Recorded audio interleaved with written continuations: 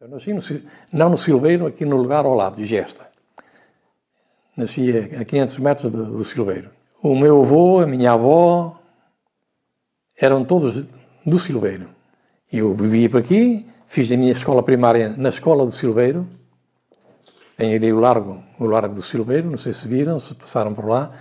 Tem lá a capela e tem um edifício atrás da capela que era a escola primária que veio substituir a minha. Os seus avós que faziam, qual era a ocupação deles? Trabalhavam na agricultura? Tudo na agricultura. Chegou a conhecer os seus avós? Sim, sim, sim. Inclusivamente, o meu pai emigrou para a Venezuela. Para onde? Venezuela? Caracas. Caracas mesmo. O meu pai emigrou para a Venezuela o meu pai com 20 anos tinha 2 filhos. Eu e o irmão meu, que entanto faleceu. Foi para a Venezuela, depois tinha eu 8 anos e o meu irmão 6, chamou a minha mãe e nós para Caracas. Estivemos lá 2 anos, começou a pensar assim, isto, estão aqui, começam a estudar, vão avançando e depois um dia quero voltar a Portugal e hoje não vão. E mandou-nos para cá, a mim e o meu irmão. Viemos parar novamente a casa do meu avô e fizemos aqui a escola primária, na escola do Silveiro, que já não existe agora, portanto, a escola antiga, e pronto, por aqui ficámos, eu e o meu irmão. Voltando só um bocadinho aos seus avós, o que é que eles cultivavam em casa? Recorda-se? Ou como... Era o que se cultivava aqui. Era a batata, a cenoura, a cebola, as árvores que havia praticamente eram figueiras, uma pereira, uma laranjeira por aí fora, e havia, e as terras, portanto, era o vinho. Também faziam vinho, faziam vinho e o arroz, que era o principal, que levava à sobrevivência. O meu avô tinha terras de arroz, lá embaixo do rio, passa aqui juntamente ao Silveiro, tanto o Sértima, como o Elvira, como o Sértima. Era uma agricultura e depois era gado. Eram as vagas que tinham para a agricultura, para lavrar, para puxar o carro. E nessas terras dos avós trabalhava só o seu avô, a sua avó, ou contratava mais pessoas? Não, era o meu avô, era a minha avó, era a minha mãe, era a minha tia e era o meu tio. Portanto, era mesmo só a família? Todos trabalhavam na agricultura, não havia indústria praticamente nenhuma cá na freguesia, e muito menos no Silveiro. Se bem que, uma coisa engraçada, quando o senhor sair daqui, vai virar ali à estrada 235, se passar para lá, tem ali uns carros estacionados, é uma oficina de carros. Essa casa aí, nasceu, embora isto não fosse começou uma grande indústria da freguesia de Olhém do Concelho de Oliveira do Bairro, que é a metalúrgica de Elvira. Foi com a Estima e Joaquim Albano. 2 pequenos industriais, começaram ali a construir os móveis e tal, passaram lá para cima, para Olhém, e hoje é aquele monstro que se vê aqui, ainda está lá, embora não veja. E é uma indústria que sempre empregou muita gente aqui do seu Sempre empregou muita gente. A maior parte das pessoas daqui de baixo, Perrange, Silveiro, Gesta, Rego, trabalhavam na Elvira. E ainda emprega muita gente? E ainda emprega muita gente. Muita gente. Com prejuízo da agricultura, porque muitos deixaram as terras de pousio porque já não compensa. Já não compensaram. E que mais grandes indústrias atraem pessoas ou atraíram antigamente? Aqui naquele tempo não havia indústria nenhuma. Mas quando é que começam a abrir as indústrias por aqui? Década de 60, 70, mais tarde? Sim, mais tarde, muito mais tarde. Eu lembro-me que havia em Olhém a chamada Fábrica das Malhas, onde camisas, camisolas, o que é, e uma fábrica de fechaduras e coisas de ferro, dobradiças, isto que era do lado lá já da linha norte. Aqui. Portanto, a maior parte das pessoas aqui ocupavam-se de arroz? Era milho, batata, vinho e arroz. Era o principal. E o arroz era sobretudo para consumir aqui ou vendiam arroz para... Para vender. Para onde? Sabe-me dizer? Olha, eu lembro-me que era eu pequenito. Havia na Gesta, que é o lugar a seguir, o João Drogas. O João Drogas era um senhor muito característico, pequenino. E então ele é que fazia, comprava o arroz aqui hoje. Ele vivia cá. Ele era de cá mesmo. Ele vivia cá. Ele e os filhos ensacavam o arroz. Chegavam ao meu avô, quantos quilos é que têm para vender? Tantos. Então, e quanto é que custa cada quilo? Tanto. E era uma fábrica, não sei de onde, aqui perto, mas assim, longe que vinha, depois com um caminhão, e é que levavam os sacos do arroz. E esse iria para a fábrica em Estarreja? Para descascar, não era.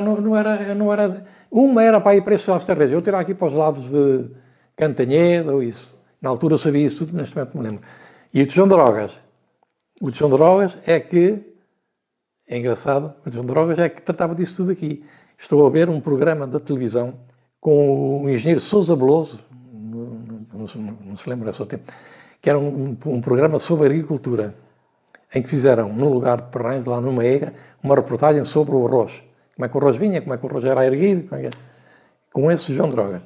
Portanto, o arroz era quem tivesse uma terra grande, ou 2 ou 3 de arroz, era aí que ia buscar a maior parte. Era muito grande a terra do seu avô, do arroz? O meu avô tinha 2 terras. E eram grandes, é bastante grande. E que agora, creio que pertence, não sei se ficou na folha da minha sobrinha, nem sei, nem sei se está lá para o Rio, porque agora, aqui não, aqui, junto ao Silveiro, que era a mesma coisa, também o arroz é principal, isto agora é tudo cultivado. É tudo cultivado com um senhor que vem de Monte Ouro Velho, para aqui cultiva isto tudo e leva, e tem comprado aí as terras para juntar tudo. Porque antes eram as marinhas, cada um tinha a marinha com a mota a dividir e tal, e eles agora metem os tratores e vai tudo aí. Eu lembro-me de ir para as marinhas com a lama pelo meio, à frente das vacas quase. Eu lembro-me do trabalho que era trazer um carro carregado de arroz, daqueles carros de bois, arroz, do lado de baixo do rio até cá acima a eira, porque aquilo era tudo, as estradas era tudo lama, e as vacas puxavam, era a malta a empurrar e tal, e é tal coisa. Ceifava-se o arroz, trazia-se o arroz, deixava-se na eira, e depois à noite o pessoal, os vizinhos vinham ajudar a desfolhar o arroz, digamos. E os vizinhos iam ajudar. Iam ajudar. E depois no outro dia iam ajudar. E ao outro lado e tal, era assim. Depois era o arroz a secar na eira que temos, mexer, ir lá, tal, com um mocinho. Tinham meiro, os seus avós tinham meiro em casa? Sim, todos tinham. Todos tinham meiro, Todos tinham era meira. normal. Era normal, a eira e o cabanal da eira. Ia para dizer como ali, não, mas é ali na associação ao lado, na Solcila, é que tem lá a eira e o cabanal. Olha, das recordações, eu vim, como pequenito, vivíamos lá na Giesta. E eu lembro-me que a única estrada que tinha um bocado de Alcatrão era aqui a 285. Quando sai daqui, cruza para Aveiro ou para Oliveira do Bairro. O resto era tudo lama. Chovia, corria por aquelas valetas. Era aí que nós brincávamos com o braquito, com casca de pinheiro, os braquitos que a gente fazia, por aí abaixo. Depois quando ia para a escola, portanto, foi aqui no Silveiro. Inicialmente, eu tinha um irmão que fomos para a escola de Perrães. Felizmente, depois, como não tínhamos cá pai nem mãe, eram os meus avós. A sua mãe também foi para a Venezuela? A minha mãe também ficou. Nós ficámos aqui os dois. E, até fazer a 4ª classe, e depois fomos para o colégio para Oliveira do Bairro.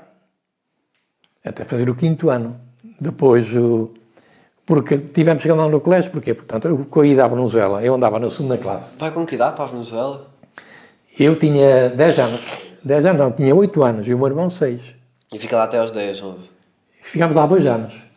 Ok. Eu andava na 2ª classe e para a Venezuela. Estive lá 2 anos e voltei para a 2ª classe. O que era diferente na Venezuela nessa altura? O que é que uma criança que cresceu aqui de repente vai para Caracas, uma cidade Totalmente diferente? Totalmente diferente. Olha, basta eu chegar a Caracas e via umas coisas em cima das casas, umas antenas, que era aquilo. Era a televisão. Caracas já tinha. Muitos carros, era uma cidade muito mais evoluída. Foi um choque, não? Tudo diferente, porque aquilo era a América. A América está ali ao lado. Claro. Tudo. Coisas extraordinárias que não havia aqui nada. Queria ficar lá? Não. Já mandaram para Portugal e eu lembro no avião, o meu irmão tinha menos de 2 anos que eu empurrava o meu irmão, que o meu irmão não queria entrar, anda lá, pá, entra. E lá voltámos para Portugal. E os seus pais ficaram mais quanto tempo na Venezuela? Ora bem, o meu pai, isto foi em 55. E o meu pai voltou cá quando eu fiz a 4ª classe, em 59. Depois voltaram em 62, voltaram para lá e mais tarde é que veio. E é que ficou por cá. E é que ficou por cá, no ramo da construção. Fiz a 4ª classe, aqui na escola do Silveiro. Entretanto, o meu pai veio cá em 59 e foi ter com um professor amigo, o professor João Pires da Rosa, de Fermentelos, para ver se me dava umas aulas para eu fazer a admissão ao liceu. Naquele tempo tinha que fazer a admissão. Ele em 15 dias foi lá, o rapaz está preparado, e fiz. Aqui no Silveiro, como eu tinha vindo da Venezuela, eu tinha 12 anos e andava na 4ª classe. Atrasei.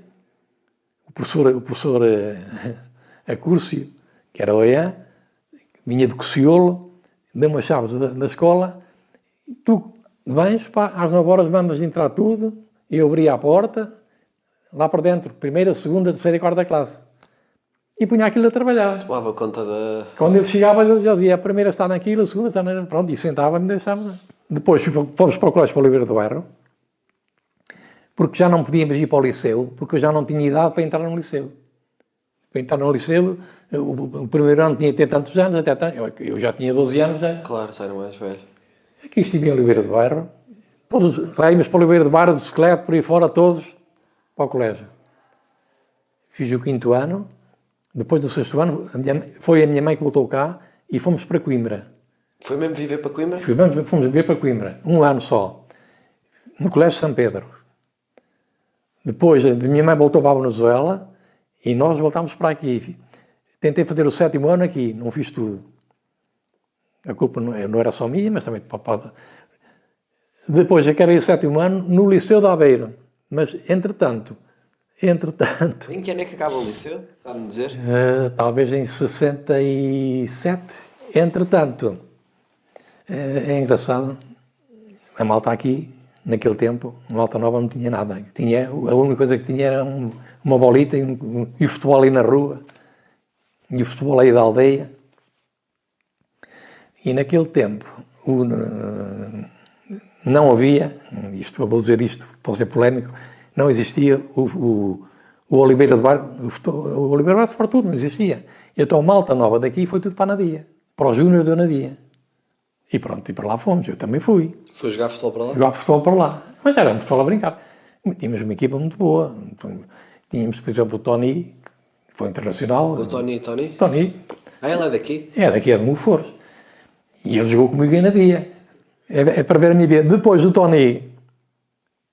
faz anos em setembro e eu faço em agosto. Portanto, e ele ficou mais de um ano nos Júniores.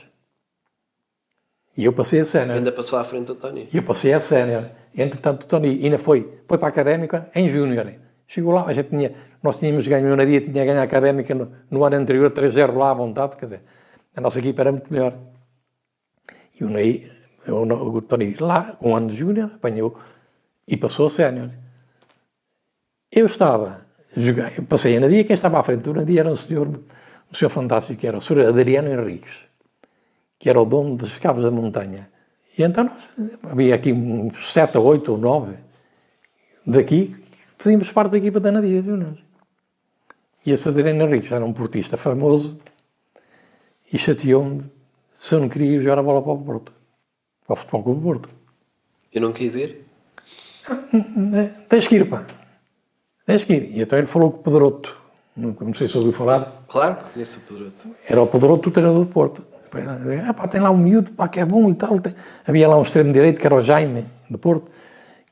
Ele vai substituir o Jaime, isso aqui. Quer dizer, eu sem pai nem mãe cá, concluí. Fui para lá e assinei por 2 anos, no Porto. E treinou com o Pedroto? Treinei com o Pedroto e com o Moraes. 2 anos. Como era o Pedroto? Era uma pessoa fantástica, pá. É aquele Zé do Também Boné. tenho essa ideia. É aquele Zé do Boné e tal. Sénior, pois eu era sénior. Quem mais jogava nessa equipa? Olha, o guarda-redes era o Américo. Foi um dos magriços. Se fez a direita era o Festa, também foi magriço. Depois havia o Almeida, havia o Otraca, havia sei lá, um jogador excepcional, que nunca mais vi com ele, que era o Pavão. Que depois faleceu. Que era o Fernando Pascoal das Neves, um moço de Chaves.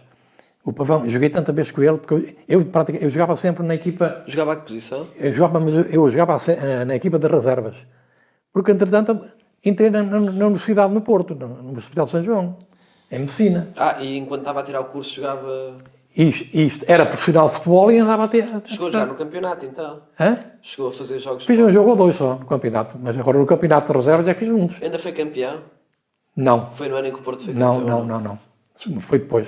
Havia Mas em que época é que isso foi? 68 e 69. Eu era avançado, assim, médio avançado. Corria muito.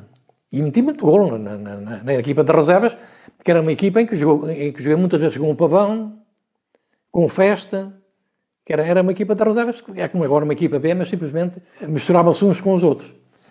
Eu, como andava a estudar e tal, o Pedroto dizia assim, isto não quer ser profissional, deixava-me assim mais um bocadinho para trás.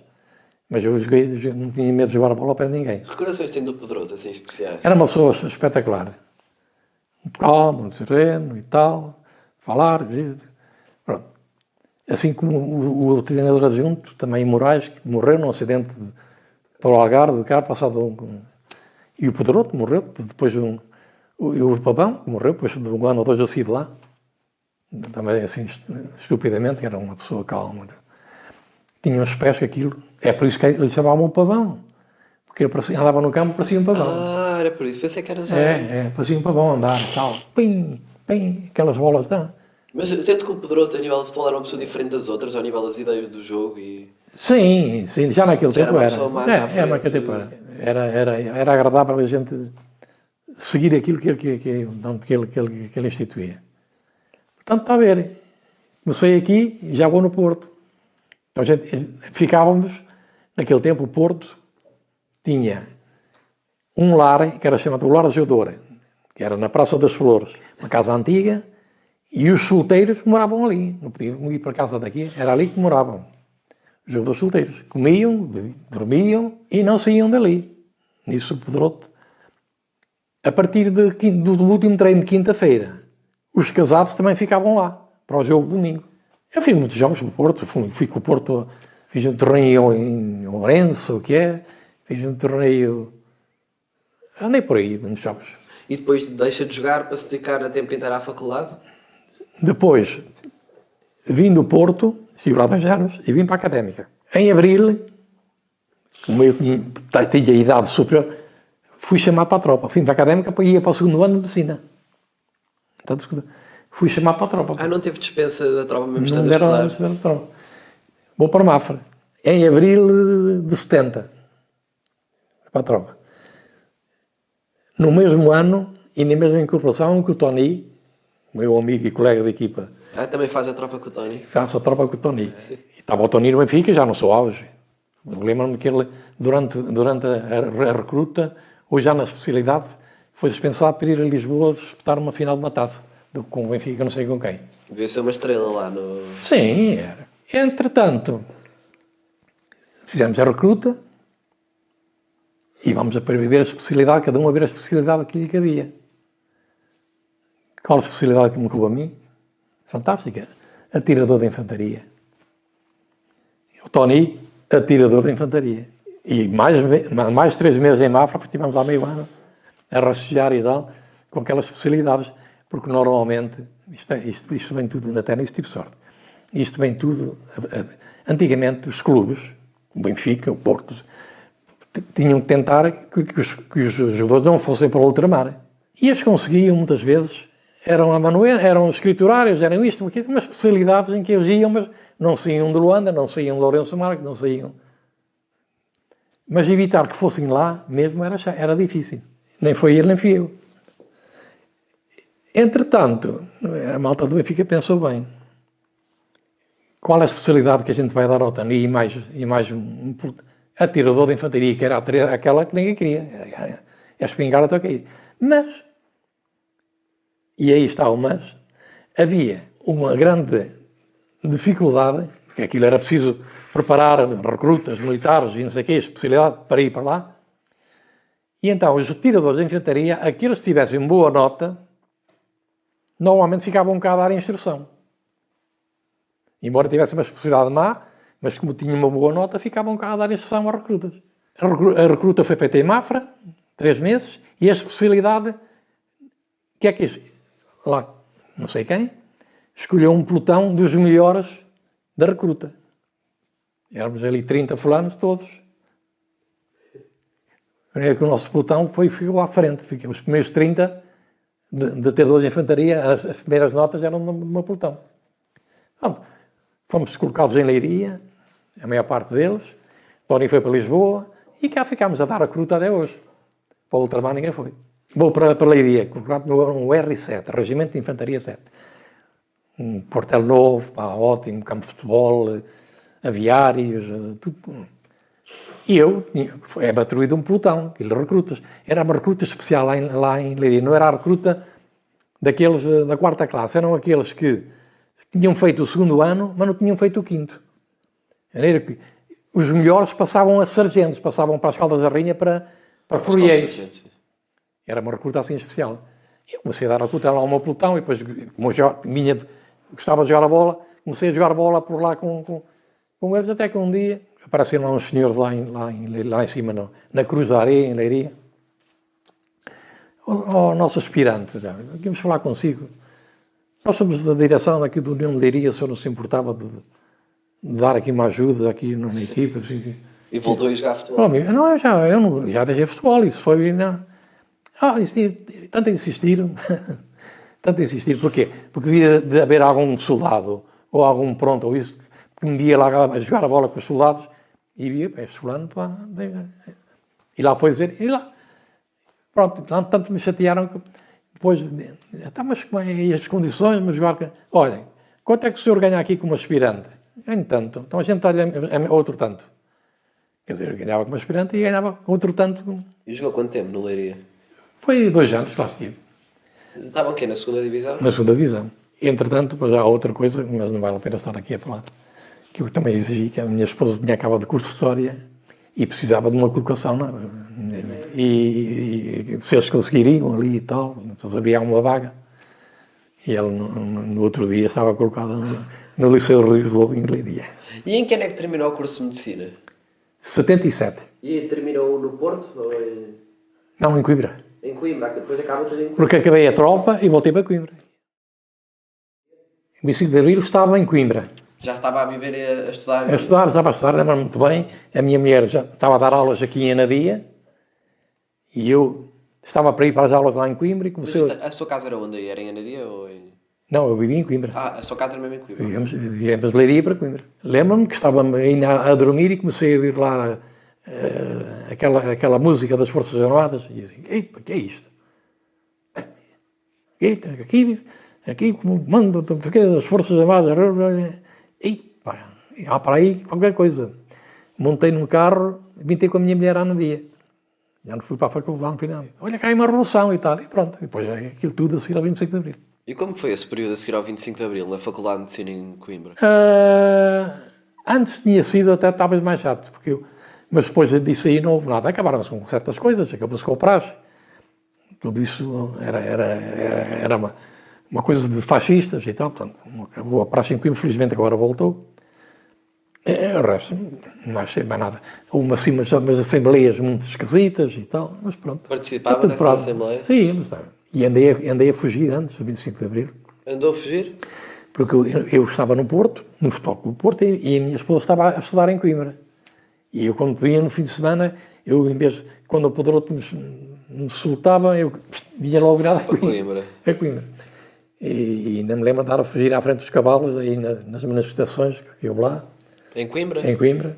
Mas já tem um período da ali, crise académica? Em 69, isso ainda Mas participava das manifestações? Eu não, assistíamos, pá, e corríamos e fugíamos. Sim. Sendo que em Coimbra a contestação ao regime era diferente, por ser uma cidade com muitos jovens da universidade? Era diferente e foi aí que praticamente começou.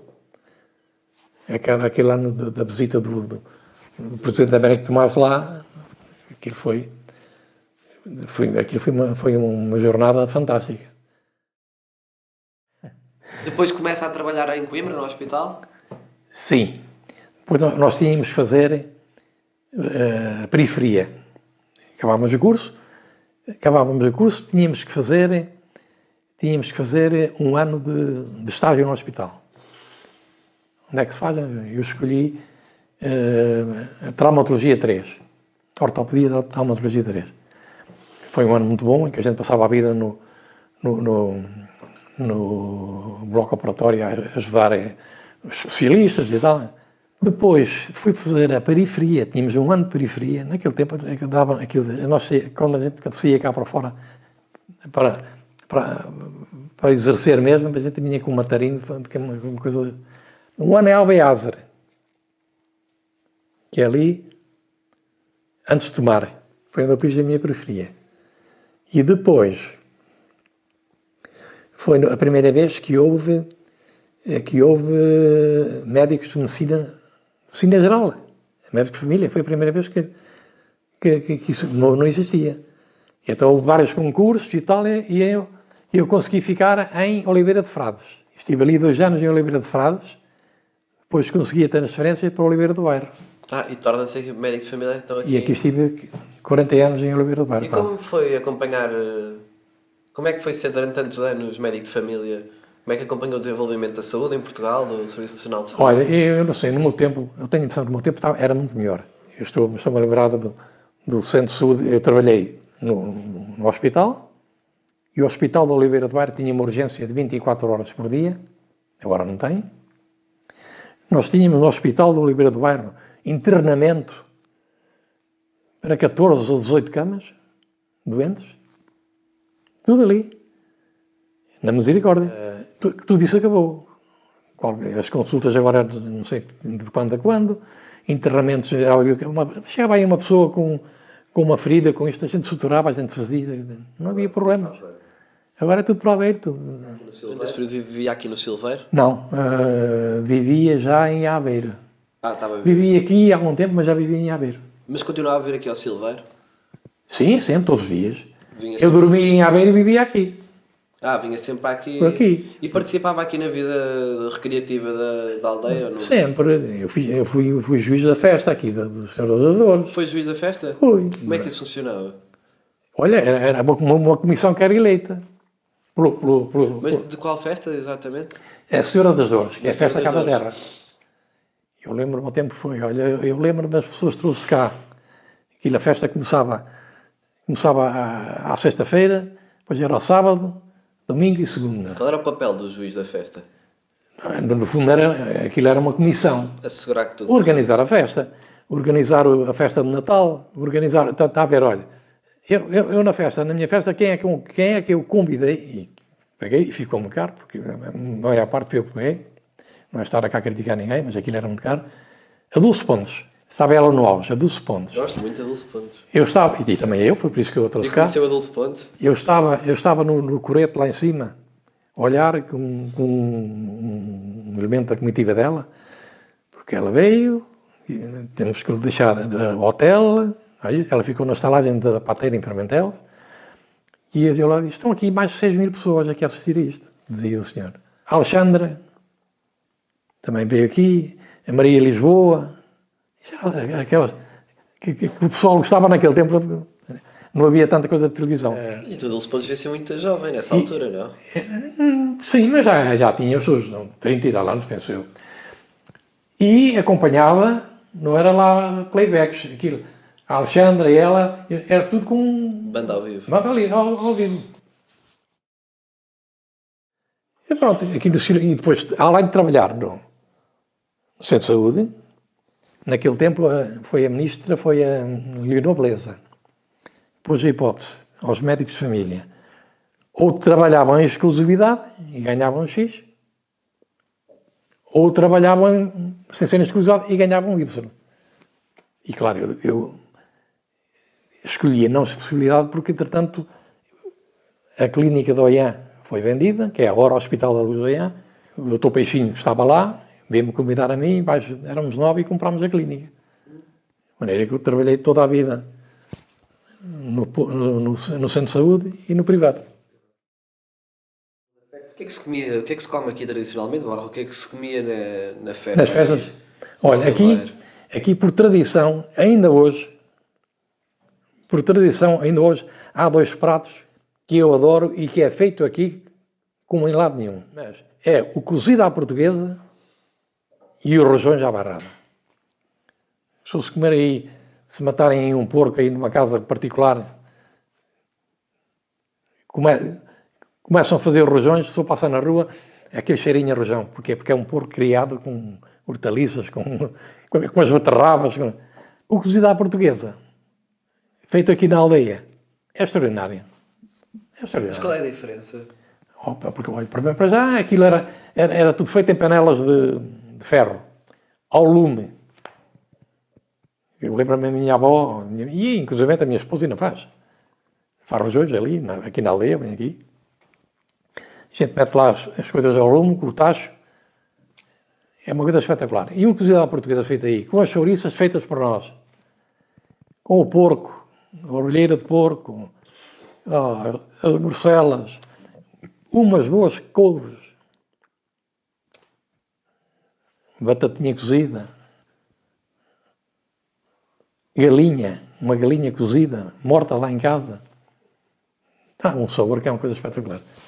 E isto era muito característico aqui da nossa zona. Daqui da zona? E que mais, o que é que se fazia mais aqui pelo Silveiro?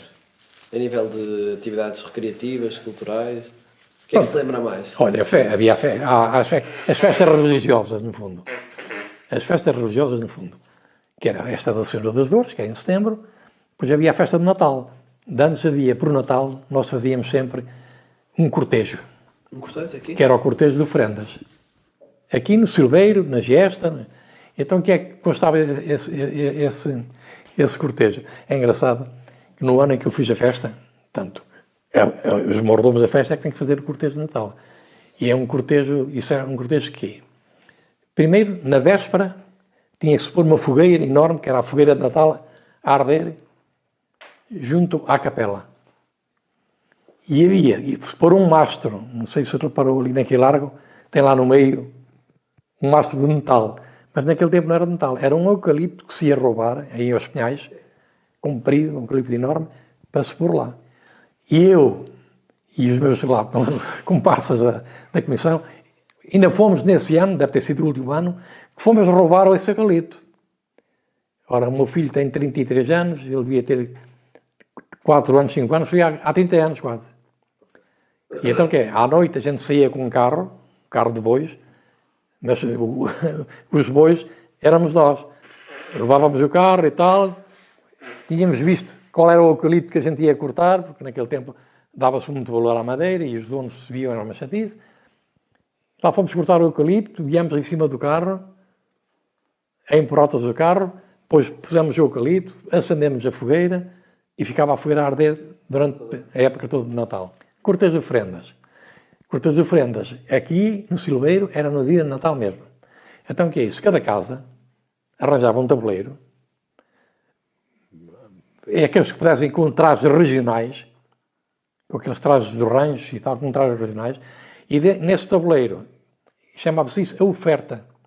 Ou levavam uma galinha, assada no forno, com os bilharacos, um bocado de pão, uma garrafa de vinho, tal.